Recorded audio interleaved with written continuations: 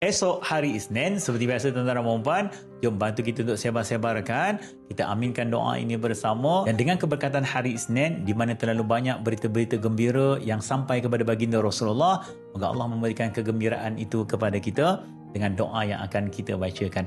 Bismillahirrahmanirrahim. Alhamdulillahirrabbilalamin. Wassalatu wassalamu ala ashrafil anbiya'i wal mursalin wa ala alihi wa sahbihi ajma'in. Ya Allah, dengan keberkatan baginda Rasulullah SAW, permudahkanlah segala urusan kami, perancangan kami dan cita-cita kami. Ya Allah, berikan kepada kami kejayaan demi kejayaan. Ya Allah, permudahkanlah setiap langkah yang kami ambil. Ya Allah, tepatkanlah segala keputusan yang kami pilih dan jadikan kami di antara orang yang sentiasa tenang dalam menghadapi segala ujian dan juga apa saja rintangan. Ya Allah, Ya Rahman Ya Rahim, maksimumkan rezeki kami pada hari ini untuk kami berikan kegembiraan kepada mereka yang berada di sekeliling kami. Kami lakukan untuk mereka, Ya Allah.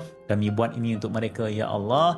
Berikan kepada kami, Ya Allah, kekuatan. Dengan kekuatan, la hawla wa la quwwata illa billah. Ya Allah, Ya Rahman Ya Rahim, berikan kepada kami kesembuhan, berikan kepada kami kekuatan, jauhkan kami daripada penyakit-penyakit. Ya Allah, kami sangat memerlukan bantuan daripada Engkau dan berikan kepada kami, Ya Allah, kekuatan untuk memberikan manfaat kepada mereka yang mengharapkan kekuatan daripada kami. La ilaha illa anta subhanaka inna kunna minaz zalimin. Rabbana atina fid dunya hasanah wa fil akhirati hasanah wa qina azabannar. Amin amin ya rabbal alamin. Masya-Allah tabarakallah. Jom tuan-tuan dan puan-puan, kita mulakan hari kita, mulakan minggu ini dengan nama Allah. Moga Allah memberikan kepada kita tentang kejayaan demi kejayaan. Moga Allah mudahkan segala urusan. Alhamdulillah. Jom berterima kasih kepada Allah.